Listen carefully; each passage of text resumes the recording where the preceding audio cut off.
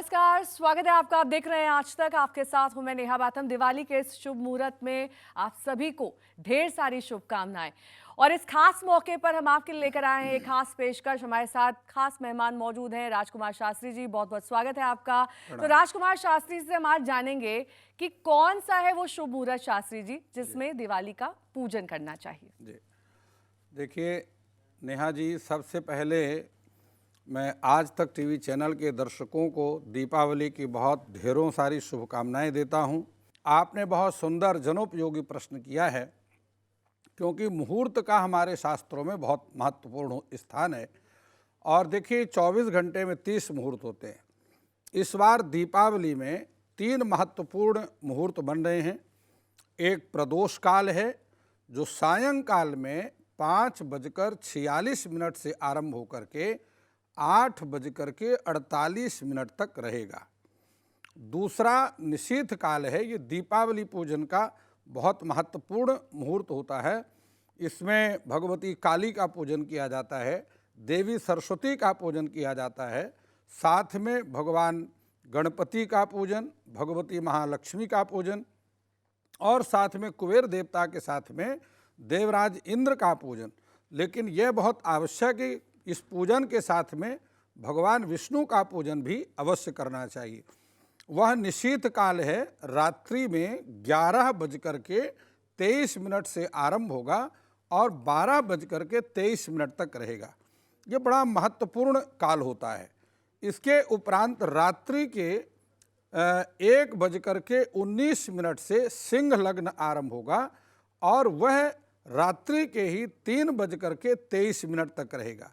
इस प्रकार ये 3 मुहूर्त ऐसे मुहूर्त हैं जिसमें स्वयं भगवती लक्ष्मी भ्रमण करती हैं और अपने भक्तों की मनोकामनाओं को पूर्ण करती हैं। तो आपने मुहूर्त तो बता दिया। बहुत सारे लोग अब राजकुमार शास्त्री जी यही जानना चाहते हैं कि पूजा का विधि विधान क्या हो। तो सूक्ष्म तरीके से कई लोग करते हैं, कई लोग काफी बृहद तरीके से करते हैं। तो दोनों के हिसाब से आप ये बताइए कि कैसे करें गणेश लक्ष्मी का पूजा अर्चना। सर्वप्रथम स्नान इत्यादि से शुद्ध होकर के देखिए पूजन 2 प्रकार से किया जाता है। एक पंचोपचार पूजन है और दूसरा षोडशोपचार पूजन है। तीसरा एक विधान है जिसको मानसिक पूजा कहते हैं। उसमें तो किसी सामग्री की आवश्यकता नहीं होती, वो मानसिक पूजा है तो मन में होती है। लेकिन कर्मकांड में सामग्री के साथ में सर्वप्रथम स्नान इत्यादि से शुद्ध होकर के पूजा स्थान को शुद्ध करें। हो सके तो गौ के गोबर से लेपन करें, अन्यथा गंगाजल छिड़क करके उस स्थान को शुद्ध करें। एक लकड़ी की चौकी पर इस प्रकार, जैसे आपने आज तक टीवी चैनल ने ये सुंदर सजावट किया है, एक लकड़ी की चौकी पर सफ़ेद वस्त्र बिछाएं, भगवान गणपति और भगवती लक्ष्मी की प्रतिष्ठा करें। पूजा करने वाले साधक का जो भक्त है उसका मुख उत्तर दिशा की तरफ और जो पूजा कराने वाले आचार्य हैं उनका मुख पूर्व दिशा की तरफ होना चाहिए। यह सर्वोत्तम विधान है। और इसमें भगवान गौरी, गणपति, भगवान कुबेर जी का चित्र या प्रतिमा है तो स्थापित करें। कलश की स्थापना बहुत आवश्यक है, क्योंकि कलश में ही सभी जितने तीर्थ हैं वो निवास करते हैं। भगवान जो है वरुण देवता का निवास होता है। और देखिए पंच तत्वों का पूजन है, जिसमें अग्नि का पूजन ज्योति के रूप में किया जाता है और कलश में जल का पूजन वरुण देवता के रूप में किया जाता है। कलश में आपने क्या क्या रखा है, एक बार वो भी बता दीजिए। देखिए कलश में तीर्थों का जल इसमें समाहित है और तीर्थों के जल के साथ में इसमें कुछ चांदी के सिक्के रखे हुए हैं लक्ष्मी के लिए और पंचरत्न इसमें डाले गए हैं। और जब हम मूर्ति का चयन करें तो किन बातों का ध्यान रखें, क्योंकि गणेश जी की सूंड को लेकर भी कहा जाता है कि इस दिशा में होनी चाहिए, उस बारे में बारीकियां कौन सी ध्यान रखें? ये आपने बहुत महत्वपूर्ण प्रश्न किया है। प्रायः लोग ये गलती करते हैं। देखिए भगवान गणपति का जो प्रतिमा है उसकी सूंड दक्षिण हाथ की तरफ मुड़ी हुई होनी चाहिए और भगवती लक्ष्मी कमल के ऊपर, कमलासना जिसको कहते हैं, कमल के ऊपर विराजमान होनी चाहिए। ये ध्यान रखना है कि यदि आप अपने घर में लक्ष्मी गणेश का पूजन, कुबेर का पूजन करते हैं तो बैठी हुई प्रतिमा चाहिए। लेकिन यदि आप अपने प्रतिष्ठान में भगवान गौरी गणेश, लक्ष्मी गणेश का पूजन करते हैं तो वहां पर खड़ी हुई प्रतिमा होनी चाहिए। जी। अब सामग्री के बारे में बताइए कि क्या क्या सामग्री जरूरी है इस पूजा के जी। लिए। तो मैं आपको दिखलाता हूं, सबसे जो महत्वपूर्ण है नेहा जी, ये 16 दिए हैं। देवी लक्ष्मी के पूजन में चूंकि अमावस्या हमारे शास्त्रों में 16 तिथियां हैं, तो ये 16 दिए आपने देवी लक्ष्मी के पूजन में जरूर जलाना है। इसके साथ ही आपको मैं बतलाता हूं जो महत्वपूर्ण सामग्री है, कुछ सामग्री ऐसी हैं जो कि सामान्य होती हैं, लेकिन कुछ सामग्री अलग से होती हैं जो स्पेशल सामग्री है। ये देखिए, ये खील और बतासे हैं। ये खील और बतासे का पूजन लक्ष्मी पूजन में प्रयोग किया जाता है। इससे अगर आपकी कुंडली में चंद्रमा अनुकूल नहीं है या शुक्र ग्रह की अनुकूलता नहीं है, हमेशा जीवन में जितने भी सांसारिक वैभव लग्जरी लाइफ है, वो कुंडली में शुक्र ग्रह का अनुकूल होना बहुत जरूरी है। तो इसका प्रयोग करने से शुक्र ग्रह की अनुकूलता प्राप्त होती है और साथ में लक्ष्मी की कृपा भी प्राप्त होती है। तो ये आपने खील और बतासे जरूर प्रयोग करना है, और लक्ष्मी पूजन के बाद जो बच जाएंगे उसको प्रसाद के रूप में सारे घर के लोगों ने ग्रहण करना है। और सबसे ये आपको बता दूं, ये 4 मुख का दिया है, ये चारों दिशाओं को जोड़ता है। इसलिए पूर्व, वैसे तो 8 दिशाएं हैं और मुख्य रूप से वास्तुशास्त्र में 10 दिशाएं हैं, लेकिन ये 4 दिशाओं को, पूर्व पश्चिम उत्तर दक्षिण को, चारों दिशाओं की ऊर्जा को जोड़ता है। इसलिए 4 मुख का दिया 4 मुख के दिए आपने 2 लिए हैं। 2 लिया है। एक और लक्ष्मी इसके जी अलावा के, एक आपने लक्ष्मी गणेश की पूजा का है और एक कलश के पूजन का है। उसके अलावा आपने फल लिए हैं, फल लिया है, फूल लिए हैं। और ये सामग्री क्या है, ये एक बार अपने दर्शकों को दिखा देते हैं। मैं अवश्य, बिल्कुल, दर्शकों को इसका लाभ होना ही चाहिए। मैं आपको बतलाता हूं, ये धनिया है। यदि आपकी कुंडली में बुध ग्रह की अनुकूलता नहीं है, आपके बच्चों की पढ़ाई में किसी प्रकार की विघ्न बाधाएं आ रही हैं, या बच्चे पढ़ लिख गए उनको नौकरी नहीं मिल रही है, तो आपने धनिया चढ़ा करके देवी का पूजन अवश्य करना है। ये कमल का पुष्प है। ये कमल के पुष्प ना हो तो कमल के गट्टे, आप ये कमल के दाने ले सकते हैं पूजा में, और इससे अष्ट सिद्धियों का पूजन करना है। इससे अष्ट सिद्धियों की प्राप्ति, घर में सिद्ध लक्ष्मी की प्राप्ति होती है। बहुत से लोग कमल का फूल भी लेते हैं। कमल का पुष्प ले लीजिए, कमल के दाने ले लीजिए, एक ही बात है। प्रायः दीपावली में बहुत महंगे हो जाते हैं कमल के पुष्प, तो हमारे शास्त्रों में गरीबों के लिए भी उपाय हैं, अमीरों के उपाय अलग हैं। तो जो अमीर हैं वो कमल का पुष्प प्रयोग करें, जो गरीब हैं वो कमल गट्टे इकट्ठा कर सकते हैं, पूजन कर सकते हैं। फल दोनों का बराबर है। साबुत हल्दी लिया जी। आपने। अब ये देखिए, ये साबुत हल्दी है। इससे बृहस्पति ग्रह की अनुकूलता प्राप्त होती है, घर की नकारात्मक ऊर्जा समाप्त होती है और घर में सकारात्मक ऊर्जा आती है। साथ में ये चावल है। और मैं महत्वपूर्ण चीज आपको बतलाता हूं, ये आपके सामने लौंग है, इलायची है। ये लौंग का प्रयोग हमेशा, अगर आपकी कुंडली में राहु या केतु की अनुकूलता नहीं है, तो लौंग का प्रयोग और इलायची का प्रयोग करके आप राहु केतु की अनुकूलता प्राप्त कर सकते हैं। कमल दाना देवी लक्ष्मी को अर्पण करने से शनि की कृपा प्राप्त होती है। कोई न्यायालय इत्यादि में यदि किसी प्रकार से आपको परेशानी है, तो वह आपको अनुकूल फल की प्राप्ति तो होती ये है। पान के पत्ते में रखकर चढ़ाना है या ऐसे भी चढ़ा सकते हैं? देखिए, आप पान के पत्ते में भी इसको रख सकते हैं, और पान का पत्ता तो तांबूलम बिना राजा तिलकम बिना ब्राह्मणा, तांबूल जो है पान के पत्ते जो है देवी की पूजा में, गणेश पूजन में बहुत महत्वपूर्ण है। अन्यथा यदि आपके पास पान के पत्ते नहीं हैं, तो आप लौंग का प्रयोग बिना पान के पत्ते के भी कर सकते हैं। उससे राहु ग्रह की अनुकूलता प्राप्त फिर होती है। आपने कुमकुम लिया है। देखिए, ये बहुत महत्वपूर्ण जानकारी है आपको, क्योंकि भगवती लक्ष्मी का पूजन जब किया जाता है तो सर्वप्रथम गणेश जी का पूजन किया जाता है। और गणेश जी को तिलक आपने ये सिंदूर से करना है। रोली का प्रयोग गणेश पूजन में नहीं करना। आपने गणेश जी को जो तिलक लगाना है, ये पीला सिंदूर है, पीले सिंदूर से करना है। और ये कुमकुम है, जिसको हम रोली भी कहते हैं सामान्य भाषा में। लक्ष्मी जी के लिए ये रोली का प्रयोग करना है। लक्ष्मी जी को तिलक सिंदूर से नहीं करना, लक्ष्मी जी को तिलक ये रोली से करना है। आपने 16 दिए घी के लिए हैं, तेल के दिए ले सकते हैं या फिर नहीं? देखिए, यदि आपके पास में घी का अभाव है तो आप तेल का दिया जला सकते हैं, लेकिन तिल के तेल दिए का जलाना है। और सरसों के तेल का दिया लक्ष्मी प्रयोग में, लक्ष्मी पूजन में प्रयोग नहीं किया जाता है। चलिए पूजा की शुरुआत करते हैं। पूजा का विधि विधान जान लेते हैं राजकुमार शास्त्री जी से कि कैसे शुरुआत करनी है, कहाँ से शुरुआत करनी है। जी नेहा जी, एक महत्वपूर्ण जानकारी मैं देना चाहता हूं कि पूजा में महत्वपूर्ण है संकल्प, और संकल्प में अपने नाम का उच्चारण किया जाता है। तिथि कार्तिक का महीना, तिथि अमावस्या तिथि और वार का प्रयोग किया जाता है। सोमवार मंगलवार जो भी वार है उसका प्रयोग किया जाता है और अपने नाम का प्रयोग किया जाता है। और जिस मनोकामना को लेकर के आप पूजा कर रहे हैं उस मनोकामना की अरदास, उस मनोकामना का संकल्प देवी के चरणों में किया जाता है। सबसे पहले अब चूंकि दर्शकों को और ये पूजन को हम प्रैक्टिकल करके दिखाते हैं कि किस प्रकार से आपने अपने घर में देवी लक्ष्मी का पूजन करना है और किस प्रकार से मन इच्छित फल आप प्राप्त कर सकते हैं। तो सबसे पहले हम आचमन करेंगे।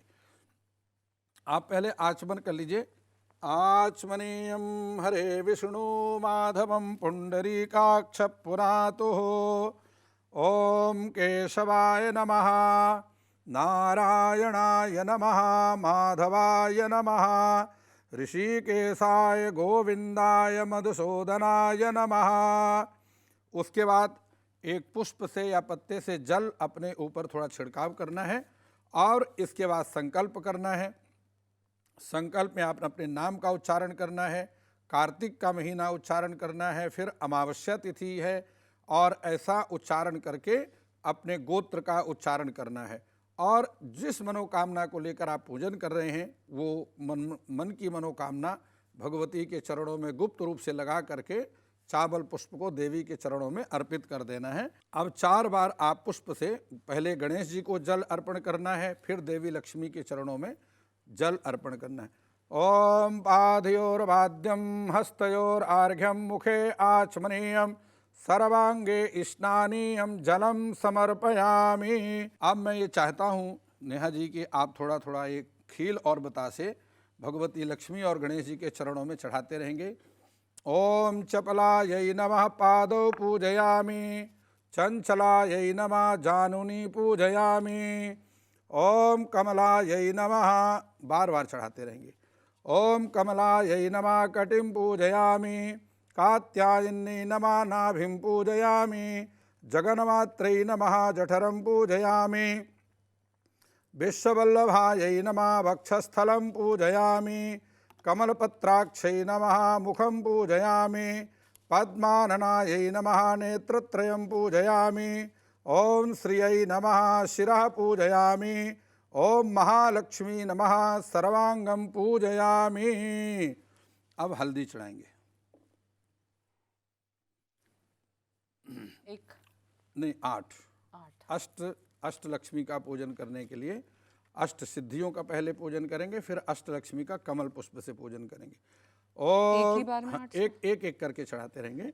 ओम अणिम नै नमः, ओम महिम नै नमः, ओम गरिम नै नमः, ओम लघिम नै नमः, ओम प्राप्त्यै नमः, ओम प्राकाम्यै नमः, ओम ईशितायै नमः, ओम वशितायै नमः।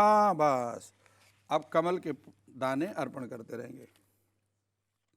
ओम आद्यलक्ष्मी नमः, ओम विद्यालक्ष्मी नमः, ओम योगलक्ष्मी नमः, ओम भोगलक्ष्मी नमः, ओम ऐश्वर्यलक्ष्मी नमः, ओम धनलक्ष्मी नमः, ओम वैभवलक्ष्मी नमः, ओम संतानलक्ष्मी नमः, ओम गजलक्ष्मी नमः। बस ये आपने देवी का विशेष अर्चन किया है और इसके बाद आप अपने मन की, चूँकि लक्ष्मी पूजन का बहुत विस्तृत महत्व है और जीवन में लक्ष्मी की कृपा के बगैर कोई कार्य सिद्ध नहीं होते, लेकिन भगवती लक्ष्मी भी जो पूर्व जन्म के कर्म हैं, शुभ कर्म हैं, उसके अनुसार ही व्यक्ति को फल अर्पण करती हैं। तो इसलिए अधिक से अधिक आपने पाठ करना है। रात्रि में अपने घर में अखंड दीपक जला करके पाठ करना है। और वो मंत्र क्या है, मैं अगर आप चाहें तो दर्शकों को बता दूं। बिल्कुल, मंत्र बताइए। देखिए, सर्वप्रथम आपने 11 माला करना है। ओम गंग गणपतये नमः, ये भगवान गणपति का मंत्र है। उसके बाद आपने 11 माला लक्ष्मी के मंत्र का जाप करना है। ओम श्रीं ह्रीं श्रीं कमले कमलालये प्रसीदत प्रसीदत श्रीं ह्रीं श्रीं महालक्ष्मी नमः। इस मंत्र का भी 11 माला जाप करना है। अब आपने देवी लक्ष्मी को फल अर्पण करने हैं। या फल निर्जाः अफला अपुष्पाः यांज पुष्पणे बृहस्पति प्रसूतास्तानो बच्छन्तु कुम्भसः। मीठा। अब आपने देवी को ऐसे प्रसाद दिखा दीजिए। देखिए, यह ध्यान रखना है आपने, देवी लक्ष्मी की पूजा में दूध से बनी मिठाई का प्रयोग करना है, क्योंकि दूध का देवी लक्ष्मी से बहुत घनिष्ठ संबंध है। तो आप ऐसे दिखा दीजिए, दिखाकर 5 बार जल घुमा दीजिए। ओम नाभ्या आसीदंतरिक्षगुं शीर्ष्णोरद्योः सामावर्तयताः पदभ्यां भूमिर्देशा श्रोत्रांस्तथा लोकान् कल्पयन्ना। ओम प्राणाय स्वाहा अपानाय स्वाहा व्यानाय स्वाहा समानाय स्वाहा उदानाय स्वाहा मध्ये मध्ये पानीयं मुखे आचमनीयम् उत्तरापोषणं जलम समर्पयामि। ये संपूर्ण पूजन के उपरांत भगवती की आपने आरती करनी है। तो दिए जला और आरती में आपने ये 16 दिए जलाने हैं। अब ये देवी लक्ष्मी की 16 बत्तियां हैं, 16 बत्तियों से आरती आपने करना है। ओम जय लक्ष्मी माता मैया जय लक्ष्मी माता, तुमको निस दिन ध्यावत मैया जी को सदा मनावत हर विष्णु विधाता। ओम जय लक्ष्मी माता। इस प्रकार से देवी लक्ष्मी की संपूर्ण आरती का गायन करके एक बार जल घुमा दीजिए आरती की चारों तरफ।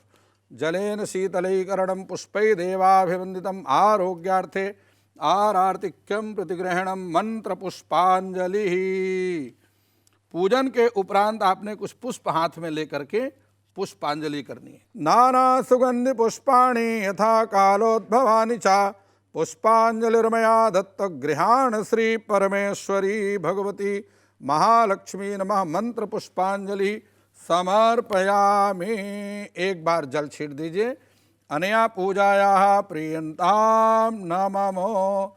बोलिए धनलक्ष्मी मातु की जय। ये मंत्र पुष्पांजलि है। इसके बाद एक बार भगवती लक्ष्मी की परिक्रमा करनी है और परिक्रमा करने के बाद सबसे अंत में क्षमा प्रार्थना करना है कि मंत्रहीनम क्रियाहीनम भक्तिहीनम सुरेश्वरी यत्पूजितम मया देवी परिपूर्णम तदस्तु में। हे महालक्ष्मी, हम मंत्र नहीं जानते, विधि नहीं जानते और आपकी किसी प्रकार से हमसे पूजा में त्रुटि हो, आप हमारी गलतियों को क्षमा करें और हमारे प्रणाम को स्वीकार करें, हमारे द्वारा की गई पूजा को ग्रहण करें। और विसर्जन से पहले प्रार्थना यह और अवश्य करनी है कि मेरे घर में शुभ लाभ स्थैर्य धैर्य आरोग्यता रिद्धि सिद्धि इनकी का निरंतर निवास बना रहे और मेरे घर में आवाहित जो अन्य तमोगुणी देवता हैं वह अपने अपने स्थान को प्रस्थान करें।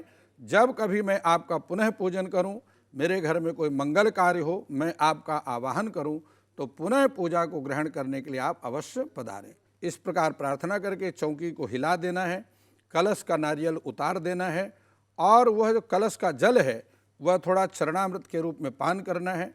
शेष जल को पूरे घर में छिड़काव करना है और बचे हुए जल को जल में मिलाकर स्नान करना है। तो इस प्रकार से आपकी संपूर्ण पूजा संपूर्ण होगी और आपकी मनोकामना भगवती लक्ष्मी पूर्ण करेंगी। बहुत बहुत शुक्रिया शास्त्री जी हमारे साथ इस कार्यक्रम में शामिल होने के लिए और तमाम विधि विधान बताने के लिए। तो ये दीपावली आपके लिए शुभ हो, मंगल हो, इसी कामना के साथ हमें दीजिए इजाजत। और ये जो दीपावली है आप सभी के लिए मंगलकारी आने वाले वक्त में स्वास्थ्य लाभ लेकर आए और ये कामना संपूर्ण आज तक परिवार आपके लिए करता है। बहुत बहुत शुक्रिया शास्त्री जी, हमें दीजिए इजाजत। देश और दुनिया की तमाम खबरों के लिए देखते रहिए आज तक।